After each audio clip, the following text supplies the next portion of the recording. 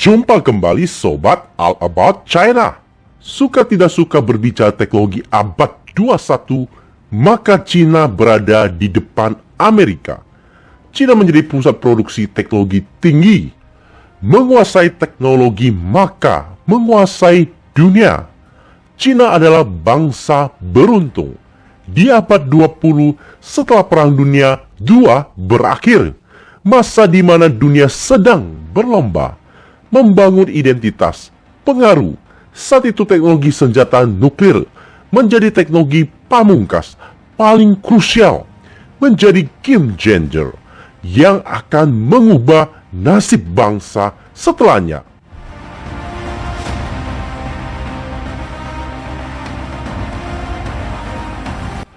Dan negara yang saat itu memilikinya kini menjadi negara superior, bebas intervensi militer dari bangsa lain. Sekalipun China pada masa itu dilanda krisis ekonomi, kesulitan, kelaparan, namun Mao Zedong telah berjasa, telah memilih yang tepat, telah meletakkan pondasi yang kuat. Sekalipun saat itu pilihan yang sulit antara moneter atau militer. Dengan menguasai teknologi dan memiliki senjata nuklir, maka hari ini anak cucu dapat meletakkan berapapun tingkat dan tidak akan goyah. Indonesia jelas kurang beruntung. Keinginan founding father kita akan senjata nuklir terkubur bersama almarhum.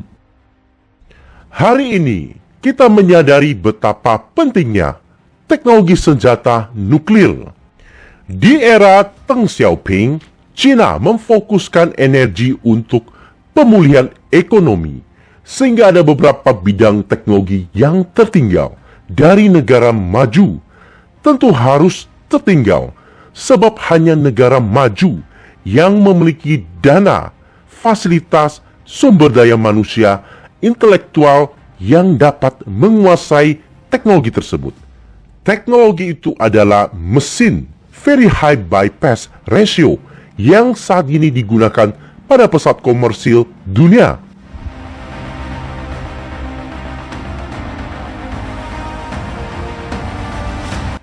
Tidak bisa dipungkiri, Barat mencengkeram dunia untuk teknologi mesin bypass tinggi.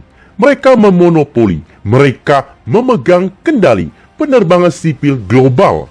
Perusahaan mesin ternama yang mendominasi pesawat sipil adalah berasal dari Barat, seperti Rolls-Royce, CFM atau GE Safran, Pratt Whitney, General Electric.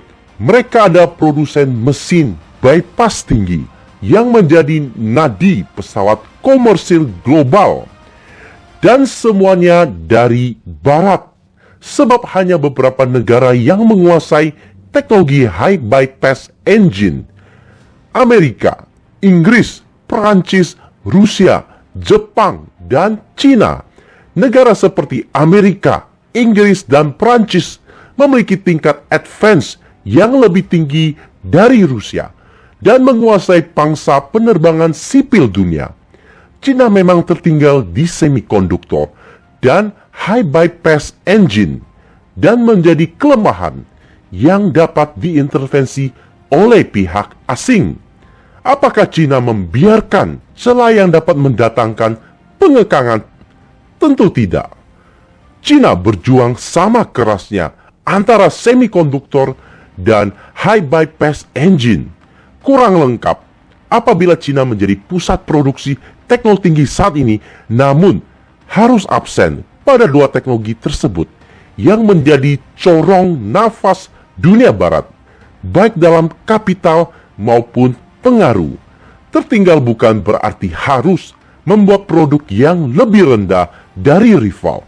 Mesin bypass tinggi dirancang China memiliki daya saing se-advance generasi terbaru yang dimiliki General Electric Leap One. Tertinggal beberapa dekade dari Barat, tidak mengendurkan semangat, tidak juga merasa minder atau menyerah, abaikan saja. Mereka telah membangun kemandirian penuh, berdiri di atas kaki sendiri, bebas intervensi di masa depan. Sama hal dengan semikonduktor, bukan berarti teknologi Amerika semata, namun harus diakui Amerika paling dominan daripada negara lain. Semikonduktor menjadi teknologi global sama dengan high bypass engine. Namun semua negara maju terlibat. Jepang, Korea, Belanda, Jerman, dan mereka berada pada satu aliansi. Namun China membangun semikonduktor mandiri yang 100% kekayaan intelektual domestik. China dapat menciptakan low bypass engine, mid bypass, dan tantangan berikutnya high dan very high bypass engine. High bypass sangat krusial dalam industri aviasi modern, komersil, sebab high bypass memiliki efisiensi paling baik, kebisingan rendah di antara yang lainnya, dorongan yang kuat, dan sangat tepat diaplikasikan dalam industri aviasi sipil. Pesawat besar dapat terbang jauh disebabkan mesin high bypass yang menghasilkan efisiensi. Udara yang masuk sebagian kecil yang dibakar menghasilkan udara panas, sehingga mengkombinasikan udara panas dan udara dingin hasil bypass menciptakan dorongan yang kuat dan paling efisien.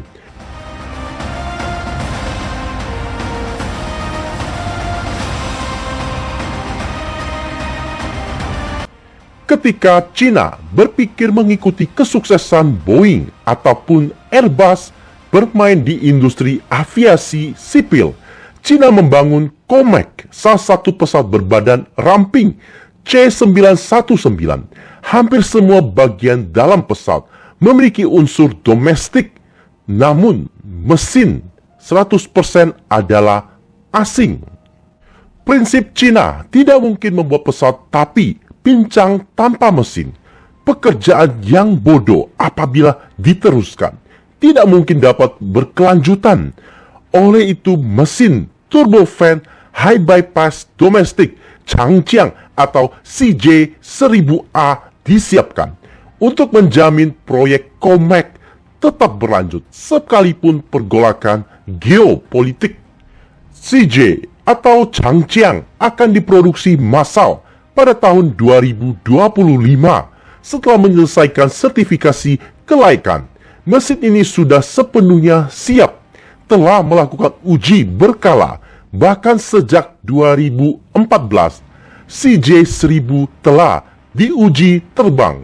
Sebelum mesin canggih CJ1000A menjadi andalan yang akan menggantikan mesin LEAP-1 1C pada C919, mesin AIF 1300 disiapkan untuk mengantisipasi sanksi barat.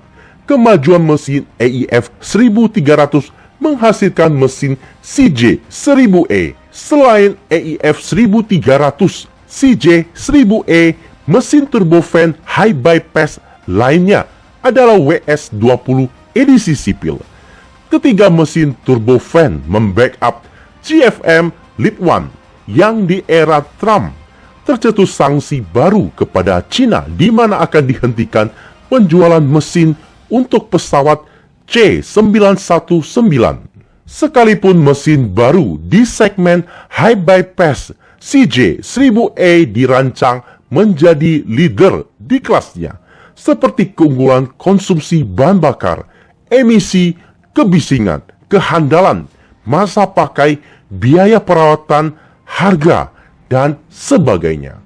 China sedang membangun mesin CJ2000 atau Changjiang 2000 yang memiliki dorongan 39 ton setiap mesin dengan diameter fan yang lebih besar, diperuntukkan bagi pesawat sipil berbadan lebar. Salah satunya proyek pesawat berbadan lebar Rusia dan China, CR929.